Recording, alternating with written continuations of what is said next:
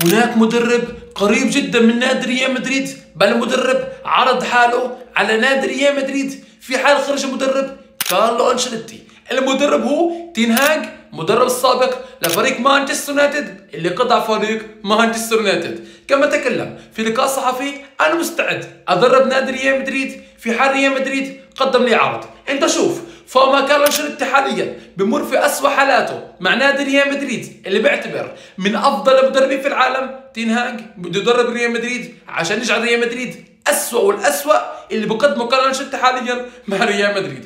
هو دمر فريق مانشستر يونايتد وحاليا بفكر يدمر نادي ريال مدريد. تين هاج انت بكل احلامك يعني مستعد بيريز يضحي بأنشيلوتي ويخلي لاعب هو يصير مدرب، انت بتكون مدرب ريال مدريد. انت حتدمر ريال مدريد في حال يوم من الايام كنت مدرب ريال مدريد لو لسنه واحده. فانت شو رايك كمدريدي؟ تين هاج عرض حاله على اداره ريال مدريد وقال مستعد ادرب ريال مدريد. هل انت مع تين هاج يدرب ريال مدريد؟